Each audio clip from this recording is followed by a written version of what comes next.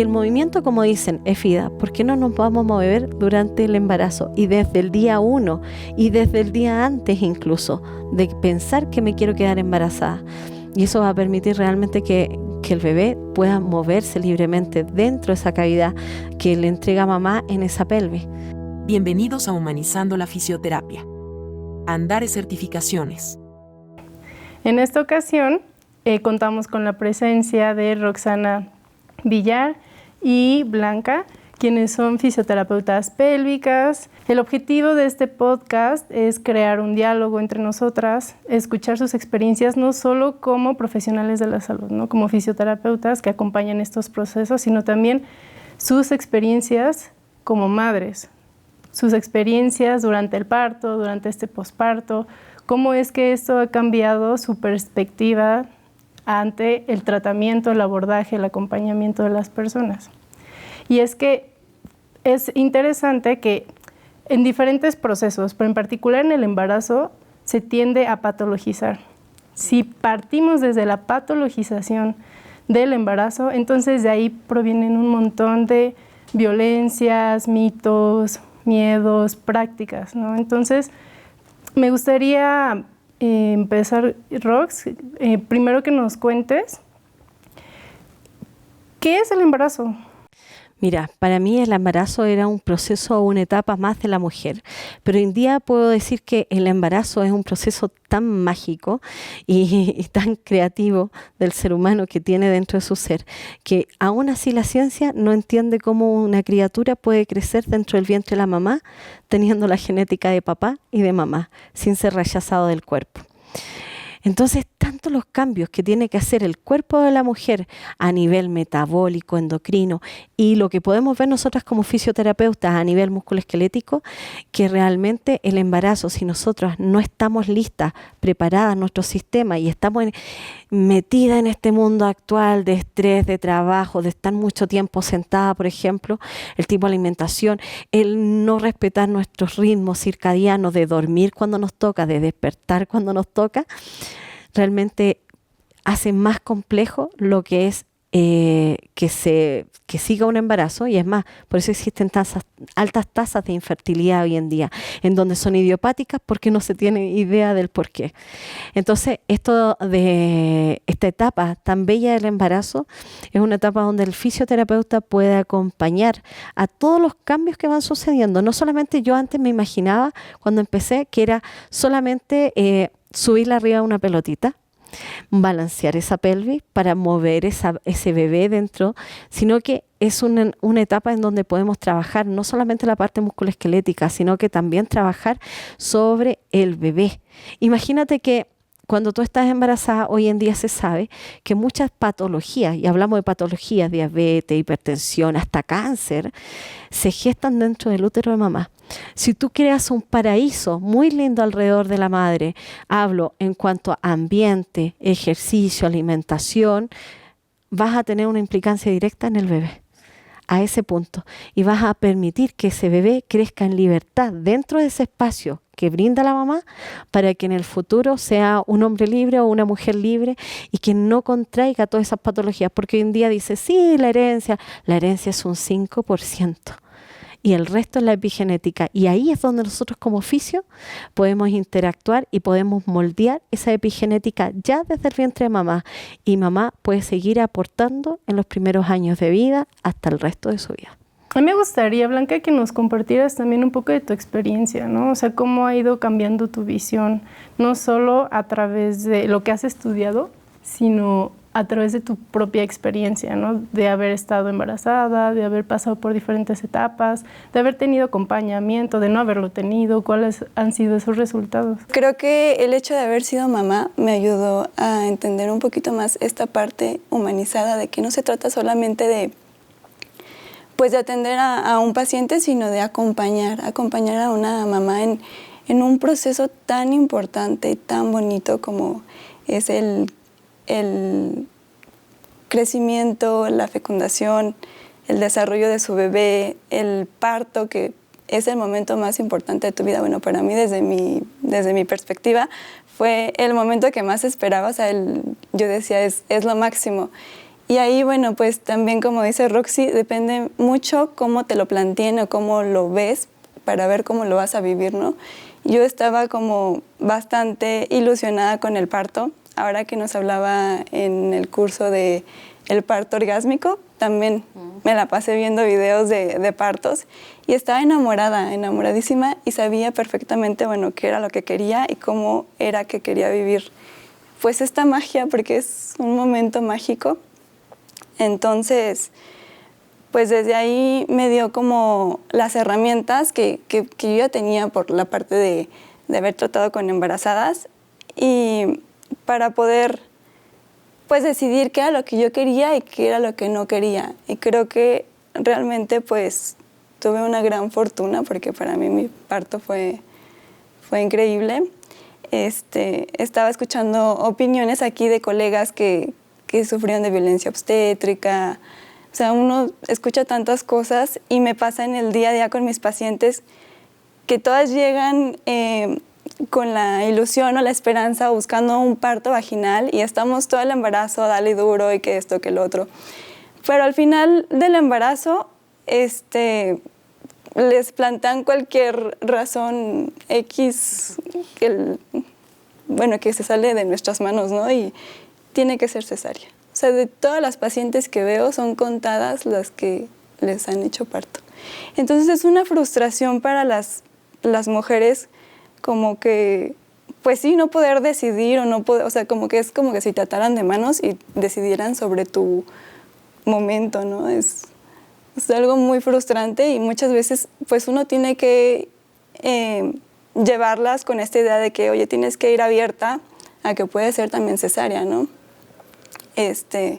Pero al final pues sí, emocionalmente es muy, muy fuerte para muchas. Si nos dedicamos a estas áreas, tener esa sensibilidad, esa escucha, esa apertura a estar reaprendiendo todo el tiempo. O sea, ese acompañamiento, decir, a ver, ¿cómo te puedo acompañar? Algo que me pareció bien importante, Rox, y me gustaría que pudieras compartir también esto, es igual desde tu experiencia, el lenguaje, lo que les decimos, cómo transmitimos, cómo nos dirigimos, porque también podríamos generar cierto temor, ¿no? Podríamos generar que la persona se estrese más, ¿no? Que haya más tensión, y entonces en vez de generar un ambiente propicio, estamos también sumando, ¿no?, a esos temores. Con lo que hablaba mi colega, por ejemplo, el acompañamiento es muy importante, porque cada palabra que tú digas, tú eres un acompañante, no eres que la vas a guiar en levanta la pierna, pónete en esta posición, no, tú la acompañas en ese instante, y las palabras tienen un impacto a nivel neuroquímico en nuestro cerebro. Imagínate que yo te digo que tienes 10 centímetros de dilatación y ahora tienes que pujar con toda tu fuerza porque el bebé no baja. ¿Qué es lo que pasa dentro de la mamá a nivel cerebral? ¿Cómo actúa a nivel de ese hipocampo, estimulando una glándula pituitaria quizá, o una amígdala, y empieza una noradrenalina que te baja la oxitocina? En cambio, si tú le dices a la mujer, cambias eso de tienes 10 centímetros, mira, y vas abriendo centímetro a centímetro las puertas de esa vida. Imagínate a tu bebé que ya va llegando a tu vida, y en vez de decir contracción, y cada ola que viene tú la surfeas y le ayudas un poco más, porque ya lo vas a tener en tu brazo. Es crear un espectáculo maravilloso neuroquímico en donde la oxitocina vuela y se sienta en la pieza, y eso hace que la mujer no solamente vamos a trabajar un solo pélvico, sino que vamos a trabajar a nivel emocional para evitar ese miedo que muchas veces a nosotras nos pone, no, tiene que ser cesárea porque viene envuelto en un cordón. Oye, todos los bebés vienen envueltos en cordón, o si no, no girarían dentro del vientre materno.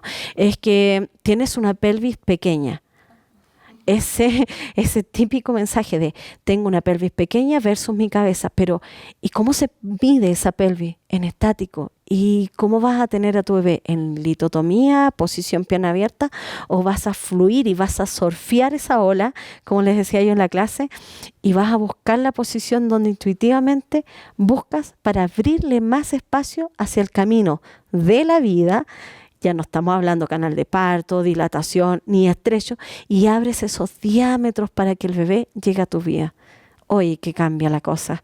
Entonces, nuestro pensamiento quizás ha sido infravalorado. Ese subconsciente tiene un impacto directo en el consciente, incluso en toda nuestra fascia, nuestra musculatura.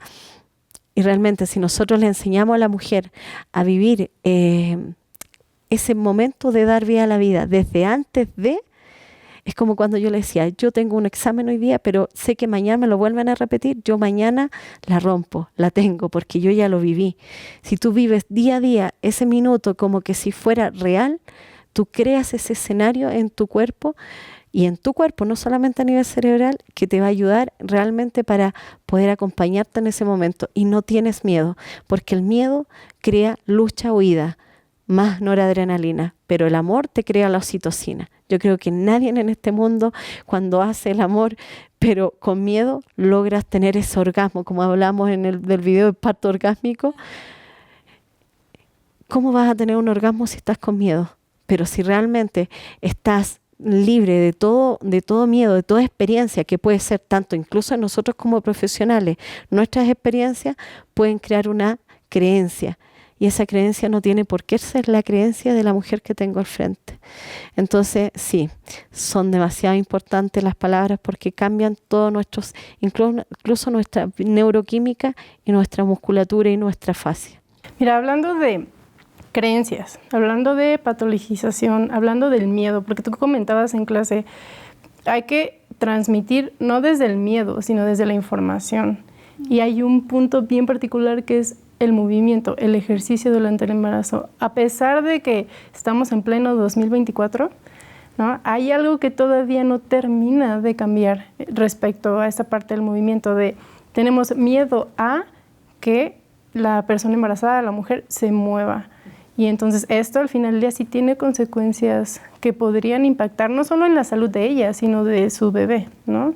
Entonces ahí es algo que como fisioterapeutas nos la sabemos, ¿no? O sea, sabemos acompañar movimiento, sabemos escuchar las necesidades de movimiento de esa persona. Entonces, ahí creo que sí necesitamos seguir enfatizando que es beneficioso el hacer ejercicio, ¿no?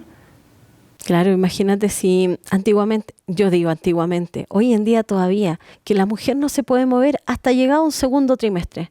¿Por qué?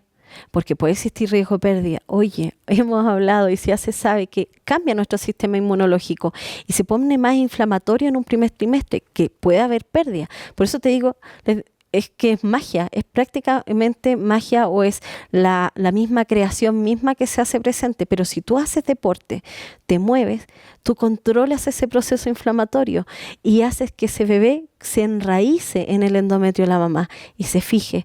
Entonces, si el movimiento, como dicen, es vida, ¿por qué no nos vamos a mover durante el embarazo? Y desde el día 1 y desde el día antes incluso, de pensar que me quiero quedar embarazada.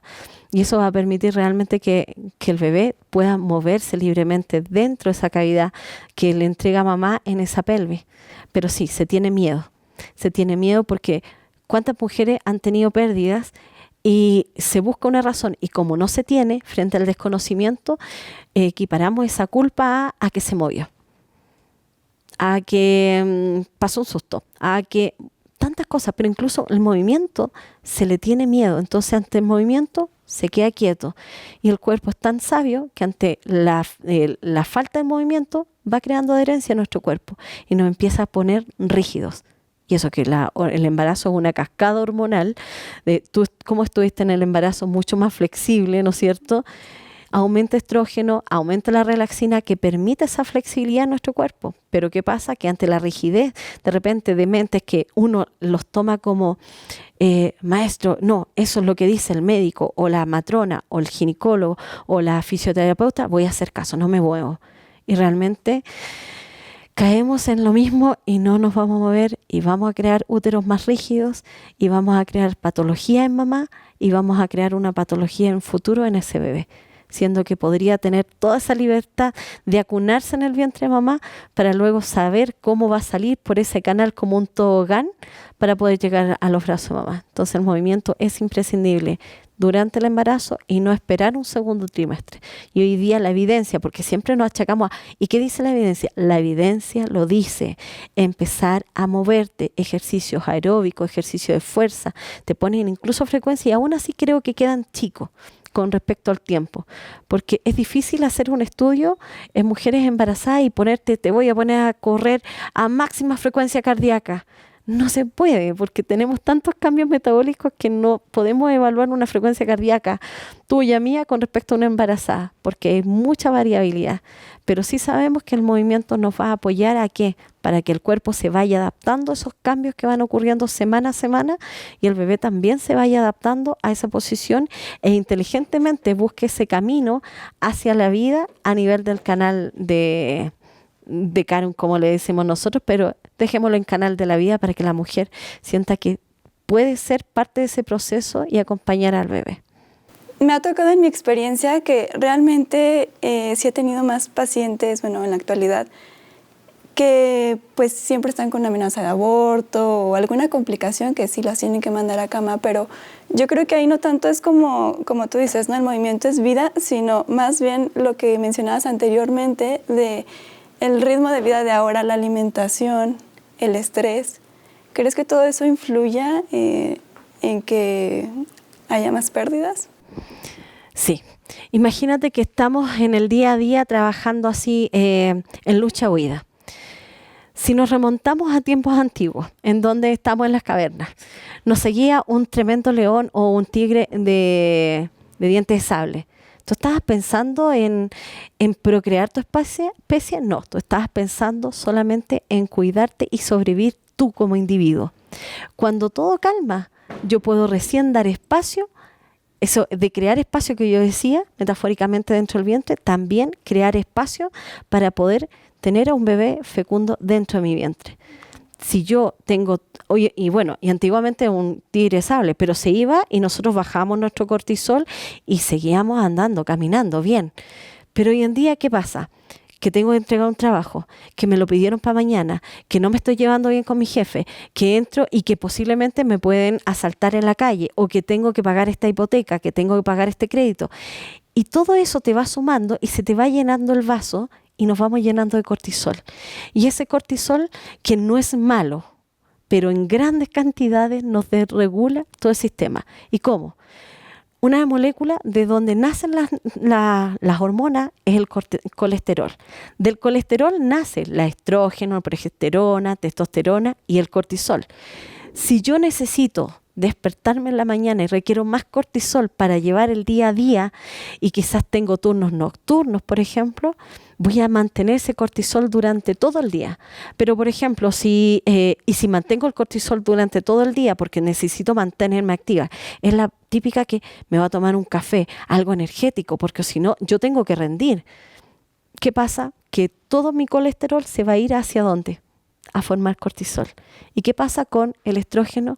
¿Qué pasa con la progesterona, que es la que te va a anidar el bebé? Van bajando y tenemos mujeres con amenorrea o que logran una implantación, pero están bajo su progesterona, que desciende y tenemos una pérdida. Entonces, sí, lamentablemente el estilo de vida de hoy en día te mantiene en esa lucha-huida desde que despertamos hasta que nos acostamos. ¿Y cuál sería nuestro papel como fisioterapeutas acompañando estos procesos, ¿no? Durante el embarazo y en un posparto, ¿no? O sea, vamos un poco más específico. ¿Cuál es nuestro papel? Y lo mencionábamos antes de tener sus experiencias de embarazo, ¿cuál habrían dicho que era nuestro papel? Y ahora después, ¿cuál sería? ¿Y con qué herramientas contamos? ¿Qué herramientas necesitaríamos agregar? ¿Cómo podemos lograr que esta persona que se está cerca de nosotros, esta mujer, pueda sentirse tranquila y pueda estar en un espacio seguro, en un espacio de confianza, para que justo este momento que para ti, Blanca, fue mágico, pues que también lo sea para otras, ¿no? Mi objetivo en la fisioterapia obstétrica es empoderar a las mujeres. O sea, creo que la información es poder, ¿no? Entonces, es bastante importante darles a conocer, pues, qué es todo eso que están viviendo, cómo lo van a vivir, desde la parte física, musculoesquelética que abordamos nosotros como fisioterapeutas, hasta el momento del parto, porque si tú no tienes esa información o esas herramientas, pues tú vas a permitir o vas a ir así como en un río, ¿no? Como por donde te lleven y ajá, sí. Entonces, muchas veces hasta después de que tienen a sus bebés es cuando se dan cuenta de que, no tuve violencia obstétrica, o pudo haber sido así, o quizá me mintieron, o quizá fue esto. O sea, es cuando ya las mujeres despiertan y entonces empiezan como a dar cuenta. Creo que es muy importante guiarlas o acompañarlas, como decíamos, y pues poder empoderar mujeres. Y me sumo a eso, yo lo que he podido empezar a trabajar, ya llevo como 12 años, calculaba, trabajando con mujer embarazada. Ha habido un antes y un después, en donde siento que súper importante el que sepan, el conocer, pero que conozcan su cuerpo, que sepan su anatomía, que reconozcan sus isquiones, que reconozcan los movimientos y los cambios que suceden. Si yo estoy tan consciente de mi cuerpo, de todo lo que ocurre dentro de mí, y soy experta en mí, cualquier cambio que me haga ruido, sé que tengo que consultar. ¿Te fijas? Entonces, muchas veces, como insisto, el embarazo es como cuando yo decía, es como vamos a ir a hacer trekking. Estoy feliz porque voy a ir a hacer trekking, voy a ir a caminar a la montaña. Pero en el momento que ya voy subiendo a la montaña, estoy de repente más cansada. Pero eso yo debería saberlo y tengo que prepararme para. Y eso es una de las herramientas importantes. Y muchas veces, quizás, la misma paciente es una de las que nos va a educar a nosotros en ese camino. Muchas pacientes han entrado a mi vida, y digo han entrado porque no han salido nunca más, y es como, yo quiero esto, y esto es mi objetivo, y yo tengo un objetivo totalmente distinto. Entonces, tenemos que saber ser flexibles, así como la fascia tiene que ser flexible, biotensérica, nosotros también tenemos que tener una mente flexible ante los cambios y ante las necesidades de cada mujer. Pero creo que aunque me diga una mujer de frente, Roxana, sabes que yo quiero parto cesárea y quiero solamente preparar y que no me duele la espalda, porque en el anterior embarazo me dolió mucho la espalda.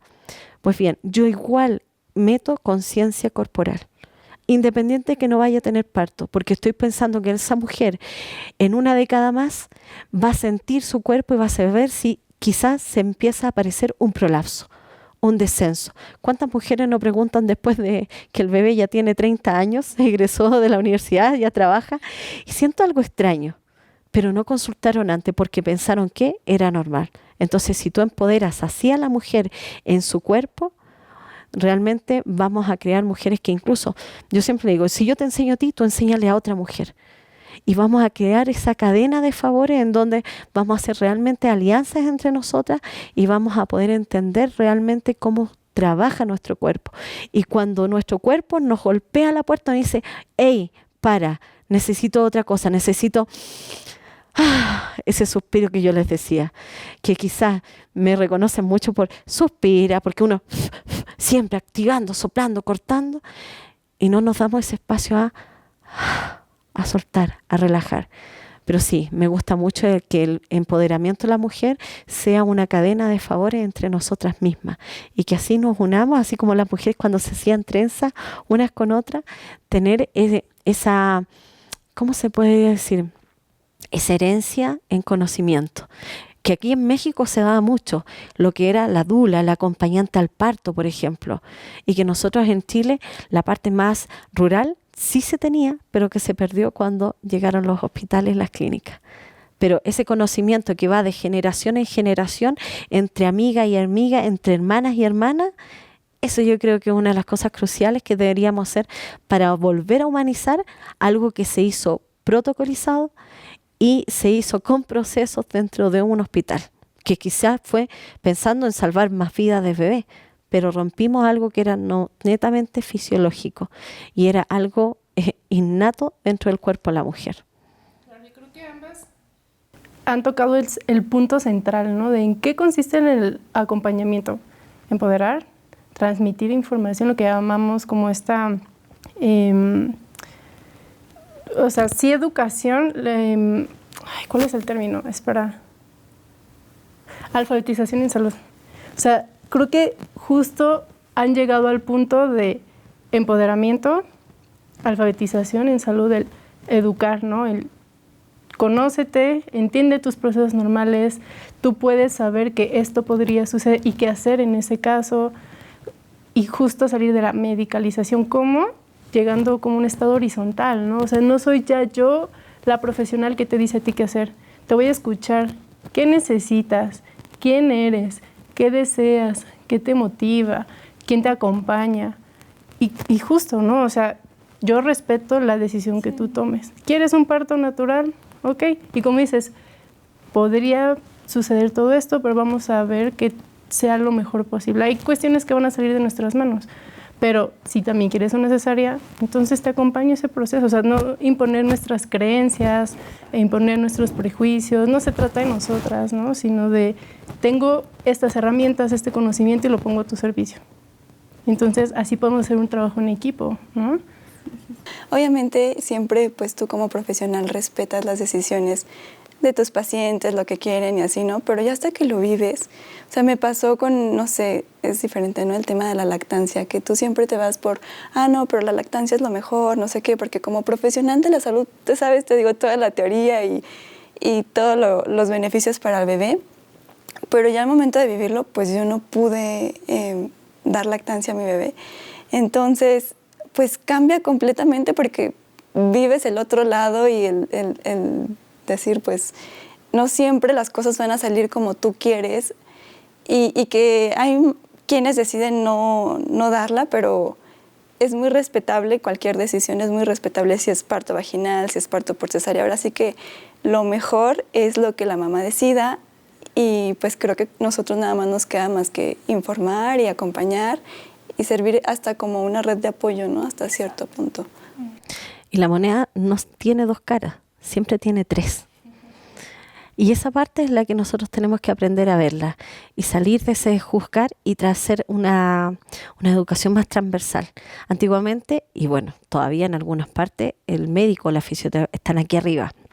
Y el paciente es paciente porque espera. Pero no, si podemos unir esta parte y ser más transversales, realmente vamos a poder llegar más al paciente, más a la persona que tenemos al frente, que tiene esa criatura dentro de su vientre y poder aportarle. ¿Qué es lo que como fisioterapeutas en esta área obstétrica, pélvica, en este acompañamiento durante el embarazo, sí hacemos y no hacemos? ¿Qué casos son los que acompañamos y tal? ¿Y cuáles sí serían unas tal vez contraindicaciones relativas o precauciones al momento de abordar? Y esto con la finalidad de justo desmitificar, ¿no? De decir, la ginecóloga que nos esté escuchando, la mamá que nos esté escuchando, la fisio, que digan, ¿por qué sí debería ir a fisioterapia cuando estoy embarazada? Yo creo que todas las mujeres deberíamos ir. Quizás hace 3 décadas atrás, quizás no, ¿ya? Pero hoy en día el sedentarismo, el estar tanto tiempo sentada, por ejemplo, todo eso te ha cambiado totalmente y radicalmente tu estructura pélvica y cómo transferimos las cargas. Ahora, se puede hacer muchas cosas, desde terapia manual, desde terapia visceral y desde incluso el uso del rebozo en mujeres embarazadas. Entonces, es bastante grande el abanico que podemos usar en las mujeres. Ahora, sí existen contraindicaciones y aún así esas contraindicaciones pueden ser intervenidas. Saco a la palestra, por ejemplo, placenta previa. Placenta previa la tenemos un terror, pero no sabemos que realmente esa placenta previa puede ser hasta una semana 28 que esté placenta previa.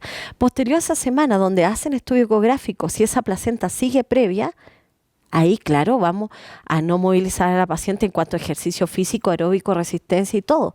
Pero podemos hacer ejercicio en cama. ¿Cuántas veces no nos hemos enfermado y hemos tirado a cama 2 días? ¿Cómo estamos al final del día? Nos duelen las caderas, estamos cansadas de estar en la cama. Fíjense, cansadas de estar en la cama. Entonces, si estamos en cama igual se puede trabajar. La movilidad, mantener esa flexibilidad. Siempre hablo que nuestro cuerpo, en grandes rasgos, somos más complejos que eso. Tenemos una esfera cabeza, una esfera tórax, una esfera pelvis y una esfera de pie. Y esas esferas tienen que mantener una flexibilidad a través de, como cuerdas de una guitarra. Tienen que mantener esa flexibilidad y ese tono, entre comillas, que tiene la cuerda de una guitarra. Si tú te vas a acostar o vas a estar todo el día sentada, estas cuerdas de atrás se nos van a cerrar. Si estoy todo el día acostada, realmente voy a hacer más presión en ciertos lados. Y nuestras células son elementos vivos que necesitan de movimiento. O si no, no pueden hacer sus funciones y paran su fábrica de metabolismo, por ejemplo. Entonces, estando en cama, estando con una placenta previa o estando con un cerclaje en cama, por ejemplo, tú igual puedes movilizarte dentro de la cama sin tener un impacto de riesgo de aborto dentro de la mamá. Pero por eso tenemos que tener cuidado de qué profesional nos va a tratar, que sepa cuáles son las contraindicaciones absolutas, relativas, y que ya salieron de contraindicaciones absolutas y relativas y que tienen un impacto beneficioso en mamá. Pero siempre conversando. Mira, ¿sabes qué? Tienes un cerclaje, vamos a hacer ejercicios en cama, que son movimientos suaves, en donde vamos a invitar al movimiento para la flexibilización y dando ejercicios de imagenología que a mí tanto me gustan. Pero mamá me puede decir, ¿sabes qué? No, yo prefiero solamente quedarme aquí. Ok, pero quiero trabajar mi pelvis. Ok, vamos a trabajar la pelvis. ¿Te fijas? Pero no hay contraindicación absoluta que no pueda ser intervenida porque aún estando en cama podemos ayudar a la mujer para que en ese proceso de dar vida a la vida, que va cambiando día a día y semana a semana, pueda llegar al momento del trabajo del parto. No sé quién fue que contaba, por ejemplo, que estuvo en cama y que terminó teniendo un parto vía vaginal. Tú. Y otra chica también me contó lo mismo. Entonces es como, te fijas que se puede. Pero ¿qué pasa si te tuvieron tiempo en cama? Uno puede pensar que cesárea. Sí, yo estuve 3 meses en cama y sí me decían de que no va a ser cesárea, ya ni lo pienses, pero yo estaba... Pero tu foco, tu consciente y tu inconsciente se enfocaron y lo crearon. Crearon la realidad que tú querías, ¿te fijas? Entonces, cuando me dicen, no, esta mujer no la vas a tocar porque está con contraindicación, pero depende. ¿Qué es lo que tiene? ¿Qué es lo que quiere ella? ¿Qué es lo que yo veo que necesita ella y se lo planteo? El cómo, por qué y para qué, como digo siempre. No, vas a hacer tal ejercicio, listo. Tanta repetición, no. ¿Por qué vamos a hacer esos ejercicios y cómo van a aportar a esta criatura que está dentro de tu cuerpo? ¿Qué puedes hacer en este caso, tomando en cuenta todos estos factores que ya hemos platicado, ¿no? En algún momento una paciente me dijo, no, es que me dice la gine que no vaya porque ella me buscaba para... su bebé todavía no se acomodaba y entonces lo íbamos a trabajar con ejercicio y así de que no vaya porque creía como que yo le iba a hacer alguna manipulación o algo y me dijo, no, que es peligroso o así, ¿no? Y le dije, no, o sea, nada que ver, vamos a... Y claro, ante la ignorancia entra el miedo. Si yo no sé algo, entonces no se hace. Y a nosotros también nos puede haber pasado en algún minuto, y me ha pasado muchas veces, frente al miedo, no sé, entonces mejor no muevo. Es mejor estudiar y ahí sí que nos puede ayudar la ciencia. Pero ojo, la Organización de la Mundial de la Salud ya dijo que hay cosas que vienen de antepasados como las dulas, el rebozo, que no necesitan por qué tener evidencia.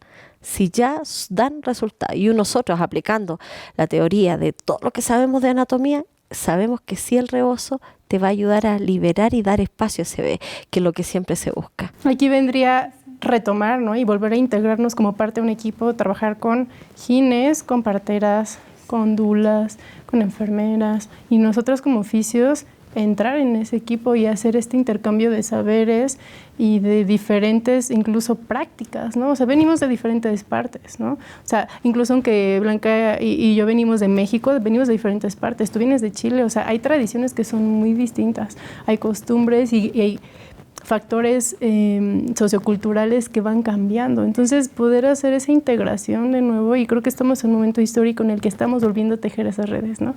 Lo mencionabas, ¿no? Estamos tejiendo redes de saberes, de experiencias para volver a validar y con estas nuevas herramientas que tenemos volver a cuestionar, ¿no? O sea, porque también la misma ciencia se está cuestionando todo el tiempo y está en una constante evolución, ¿no? Muy bien, chicas, pues fue un gusto, fue un placer platicar con ustedes. Muchas gracias por compartir su tiempo, su experiencia, su conocimiento y con esto vamos cerrando este capítulo.